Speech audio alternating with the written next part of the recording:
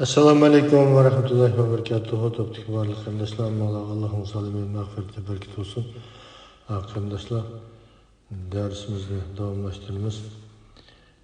Dersimiz cho'ng gunohlar. 19-cho'ng gunoh aroq ichish. Bu aroq ichish degan darsni burun bir qatam so'zlab o'tgan.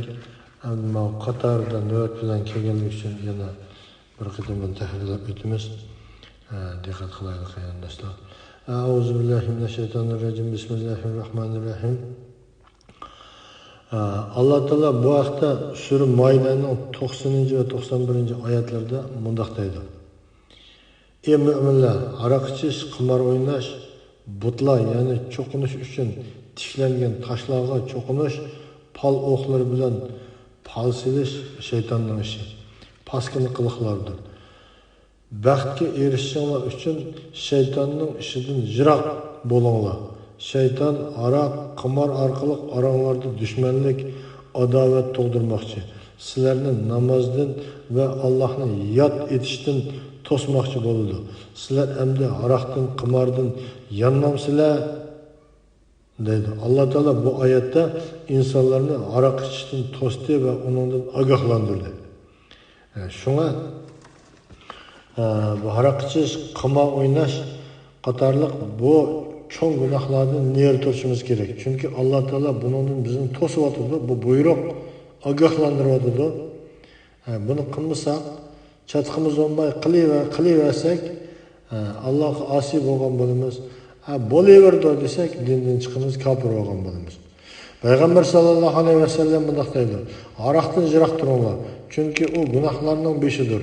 Ya'ni har turli gunoh uning bilan boshlandi. Mana bu hadisni Daruqutni va Nasoiy rivoyat qilgan, Albani sahih degan hadis. Kimki undan yiroq turmasa, Alloh va uning payg'ambariga osiylik qilgan bo'ladi. Alloh va uning payg'ambariga osiylik qilgan kishi azobga loyiq bo'ladi. Alloh taolo bu haqda Sura Nisoning 14-oyatida mundaq deydi: Kimki Allohga va payg'ambariga osiylik qilib, Allohning qonunlarining sirtiga chiqib ketgan, Alloh uni do'zaxga kirgizdi. U do'zaxda mangu qoladi. Xo'rlig'ichi azobga duchor bo'ladi. Demak, bu yerda qarindoshlar, bu oyat bilan bu hadis Allah ve Allah'ın paygamberiga itoat qilmasa do'zax kirdiganligini aniq bayon qilyapti. Payg'ambar alayhissalomni aroqdan neri turinglar, aroq gunohlarning beshi deb aniq bayon qilgan. Kimki ondan yiroq turmasa, Allohning payg'ambariga osiylik qilgan bo'ladi. Osiylik qilgan, Allohning payg'ambariga osiylik qilsa, yuqorqi oyat bo'yicha Allah Teala'nınki ig'ir azobi qoladi. Oyatda aniq deyotdi. Alloh va Allohning payg'ambariga osiylik qilganlar do'zaxda mangu qoladi deb. Hozir jamiyatimizda Allohning payg'ambariga osiylik qiladigan odamlar ko'payib qoldi. Shularningki ish harakatlariga mana bu oyat ular Qur'onga islimiz, Qur'onga itoat qilamiz deb hadislarni inkor qiladigan bir turkum insonlar ko'payadi hozir. Tamam Qur'onni asos qilsa, mana bu kimki Allohga va payg'ambariga osiylik qilib, Allohning qonunlarining sirtiga chiqib ketgan, Alloh uni do'zaxga kirgizdi.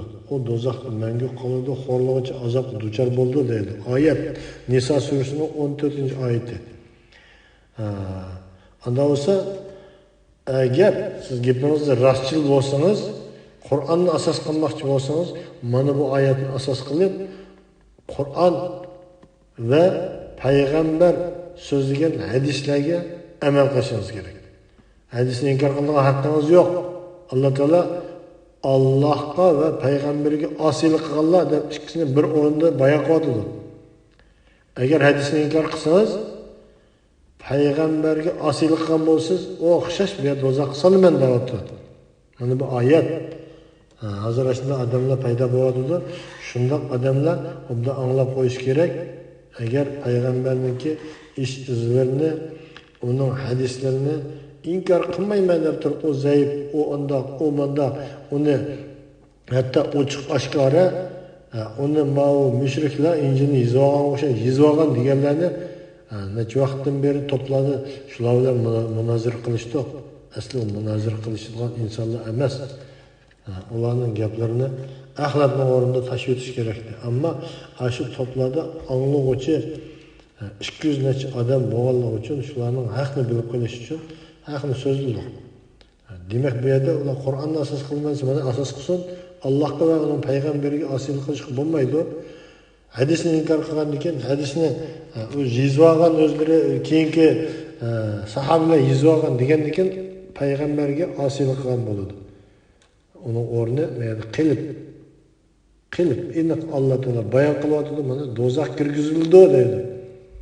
Do'zax kirgizildi degandan keyin uning qilibi aniq bordigan yeri aniq bo'ldi degan gap. Shuningga bunday masalalarga diqqat qilishimiz kerak. Ibn Abbos radhiyallohu anhu bunday deydi. Aroqning harom qilinganligi to'g'risidagi oyat nozil qilinganda sahobalar bir-birining oldiga berib, aroq harom qilindi, gunohi shirkka tan qilindi deb xabar qilishdi. Tabarani hokim rivoyat qilgan, Tabarani bu hadisni sahih hadis degan. Abdullah ibn Ömer radhiyallohu anhu aroq gunohlarning eng cho'ngi deb qaragan. İmam Hakim Tabarani rivoyat qilgan. Tabaranining sahih hadislar rivoyatidir bu. Demisimi aroq haqiqatan gunohlarning beshidir. Nurg'un hadisda aroq ichganlar la'natlangan. Abdullah ibn Umar radhiyallohu anhu rivoyat qilinadiki, payg'ambar sallallohu alayhi va sallam bunday degan: "Mas qiladigan har qanday narsa aroqdir. Aroqning har qanday turi haromdir. Kimki dunyoda davomli aroq ichib tavba qilmasdan o'lsa, oxiratda uni, ya'ni jannat sharobini icholmaydi" deydi. İmam Muslim, Abu Davud, İmam Tirmizi ve İmam Ahmed rivoyat qilgan sahih hadis. Sahih hadis.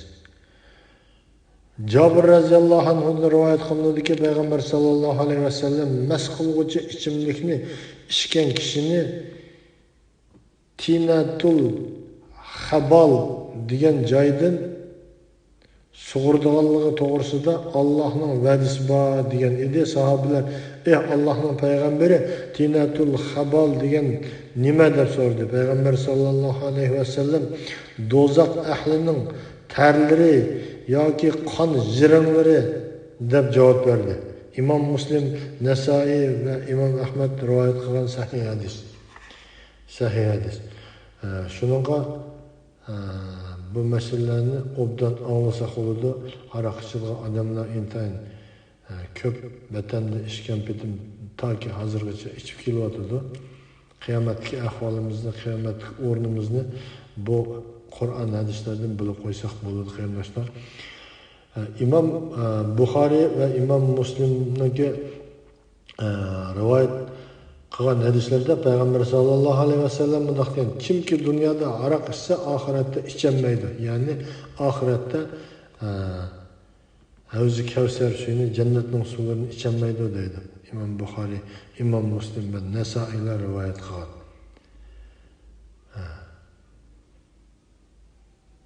Hamisha aroq ichuvchining butqa cho'qing'uchiga o'xshab qolganligi tilga ilinmoqda. Chunki İmam Ahmad Musnadida Abu Hurayra radhiyallohu anhu rivoyat qilinadiki, payg'ambar sallallohu alayhi va sallam bunday degan: "Hamisha aroq ichadigan kishi butparastga o'xshaydi." Ibn Majah, İmam Ahmad, Bazzar ve Tabarani rivoyat qilgan, Albani sahih degan sahih hadis. Sahih hadis. Shuningga qarindoshlar, hadislar intayin ko'p. Aytilishicha, hamisha aroq ichib tavba qilmay o'lib ketgan kishi jannatga kirolmaydi. Chunki İmam Nasai Abdullah ibn Umar radhiyallohu anhudan rivoyat qilib bunday deydi: Payg'ambar sallallohu alayhi va sallam bunday degan: "Ota-onasini qo'shatgan va davomli aroq ichgan kishi jannatga kirolmaydi." Darimi ve Ahmed rivoyat qilgan Albani sahih degan sahih hadis. Yana bir rivoyatda mundaq deyildi. Mundaq 3 turli kishi jannatga kirolmaydi. Ya'ni jannat harom bo'ladi. Biri aroqkash, yana biri ota-onasini qaqshatuvchi, uchinchisi dayuz deyilgan. Xotin qizlarning buzuq ishlariga ko'z yumg'uchi, xotin qizlar yalang'och yursa, uning ko'z yumib chatiq bo'lmagan kishi dayuz deyiladi. Bu haqda keyin to'xtalamiz. Bu hadisni Imom Ahmad, Nasoiy va Imom Hokim rivoyat qilgan. Shuningga bu dayuzlik to'g'risida qisqacha bir nima qo'yaylik. Dayuz degan gap yalang'och. Qur'onda, hadisda o'zingning avratlarini yop deb buyurgan buyruqlar amal qilmay yapmagan, avrat qismlari yepilmagan erlar yoki avrat qismlari yepilmagan ayollar hamda balog'atga yetgan bo'lsa-mu bir erga tegishdan burun o'z qizlariniki o'g'illarini to'y qilib chiqib ketishdan burun avratlarining yepilishi da'vat qilmay uning ko'z yumgan odamlarning hammasi dayuz deyiladi. Bu to'g'risida keyin boshqacha to'xtalamiz. Shuningga qarindoshlar, bu ishni nihoyatda ahamiyatli bilan bir taraf qilmasa olmaydi. Bu ishga alohida qarashimiz kerak. Abu Said Xudri radhiyallohu anhudan rivoyat qilinadiki, payg'ambar sallallohu alayhi vasallam bunday degan: Alloh taolo vujudida bir tomchi chaqliq aroq bor kishining namozini qabul qilmaydi. Ibn Hajar Asqaloni naql qilgan. Yana bir rivoyatda bunday deyilgan: kimki aroq ichsa, Alloh uning hech bir ibodatini qabul qilmaydi. Kimki mast bo'g'idak ichsa, uning 40 kunlik namozi qabul qilinmaydi. Agar tavba qilsa, afo qilinadi. Keyin yana ichsa, uni jahannamning qon jironlari bilan sug'urish Allohga haqliq bo'ladi. Albani sahih degan sahih hadis. Payg'ambar sallallohu alayhi vasallam bunday degan: kimki aroq ichib mast bo'lsa, Alloh uning 40 kunlik na nafli namozini, ibodatini, na farz ibodatini qabul qilmaydi. U mushu holatda o'lib ketsa, butparastlik o'lgan bo'ladi. Uni tinatul habal degan joydan sug'urish Allohning haqqi bo'lib qoladi degan edi. Sahobalar: "Ey Allohning payg'ambari, tinatul habal degan nima?" deb so'radi. Payg'ambar sallallohu alayhi vasallam do'zax ahlining qon jironlari deb javob berdi. Imom Ahmad Bazzar rivoyat qilgan, Imom Ahmadning sahih hadislar to'plamidan ilg'on sahih hadis. Shuningga qarindoshlar, bu masalalarda qattiq diqqat qilmasak bo'lmaydi. Aroq ichkichi aroq ichganda mu'min holatda aroq ichmaydi degan so'zning bayoni. Abu Hurayra radhiyallohu anhudan rivoyat qilinadiki, payg'ambar sallallohu alayhi vasallam bunday degan: o'g'irlik qiluvchi o'g'irlik qilganda mu'min holatda o'g'irlik qilmaydi. Zina qiluvchi zina qilganda mu'min holatda zina qilmaydi.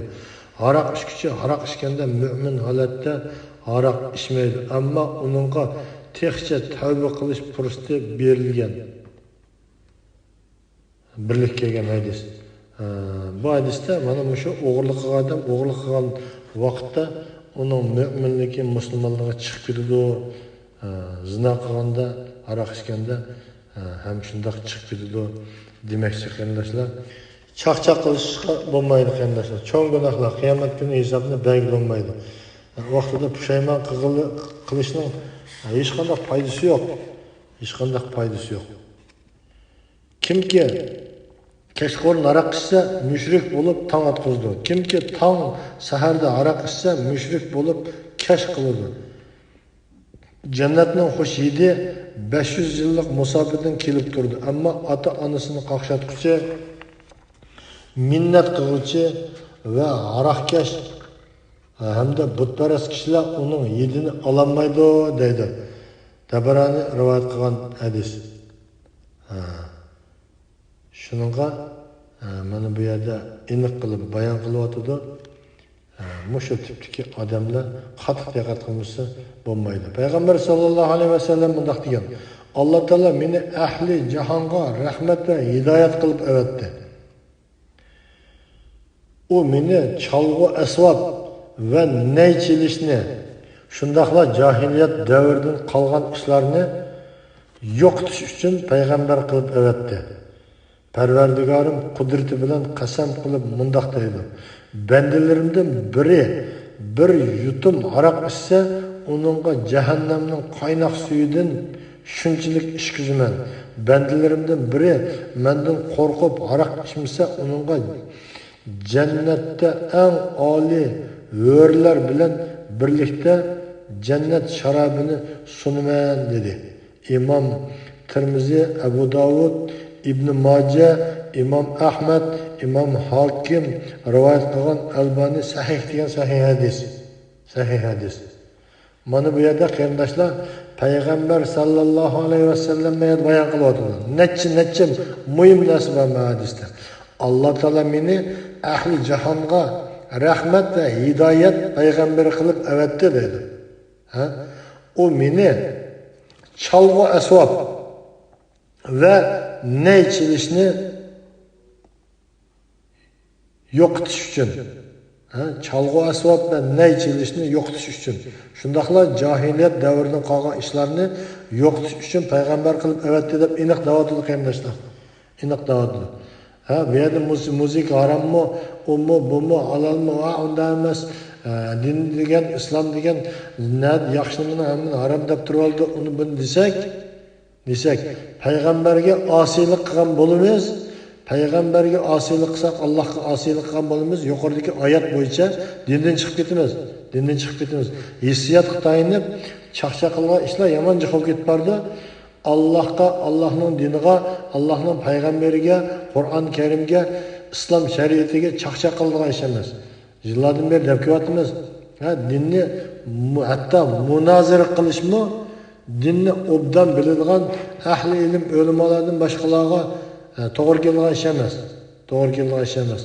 Boshqalar bilmaganini so'raydi, bildiganlar javob berdi xolos. Hammadan munozara qiladigan, hammadan o'tirib tashlab qo'yib o'ynaydigan nima emas din. Islom dini, Alloh tanlab bergan din. Alloh bizga to'liq qilib dastur qilib tushirgan Qur'on. Allah bizga Qur'onni tafsir qilib bandalarimga singdirdi deb avatgan payg'ambar. Uning so'zlab bergan bizning buyurganlarning hammasi shariat. Bundan chaqchaq qilgan emas. Muzikani yaxshi ko'rsangiz, naqshini yaxshi ko'rsangiz, o'zingizning ishi. Chunki hisobni siz berasiz. Shariatda dab va dumboqda chilingan shariatni madiylaydigan payg'ambar va Alloh taoloninki izzat obro'ni qo'g'daydigan yozilgan she'rlar bilan o'qilgan narsalar joiz deb ulamolar fatvo beryapti. Uningdan boshqa muzikalar, chalg'u asboblar, nay qatorliq nayni ayrim tilg'apti. Mana shuningda chilingan narsalarning hammasi joiz emas. Payg'ambar sallallohu alayhi vasallam shularni yo'qotish uchun Alloh taolo meni avatdi da'vatdi.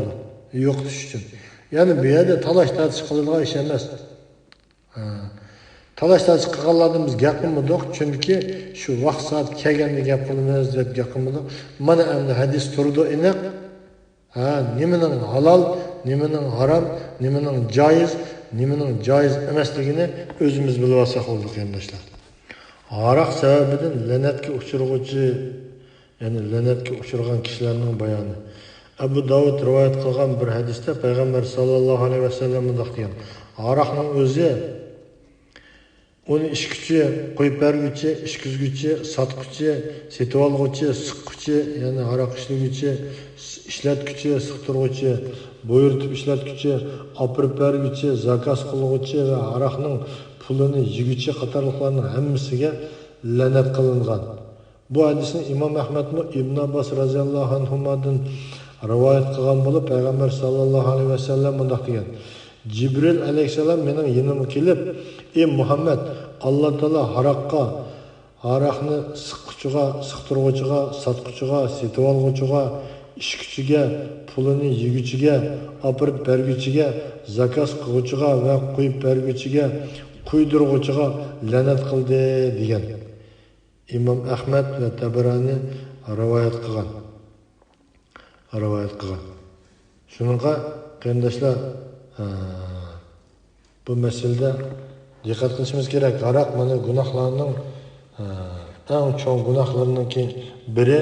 Shuningga aroq ichgan va yoki shu aroqqa munosabatli bo'lgan odamlarningki hammasining shu cho'ng gunohga muhtilo bo'lganligini mana bu hadisda bayon qilyapti. Shuningga qarindoshlar dikkat qilishimiz kerak. Aroqdan ner bo'lishimiz kerak.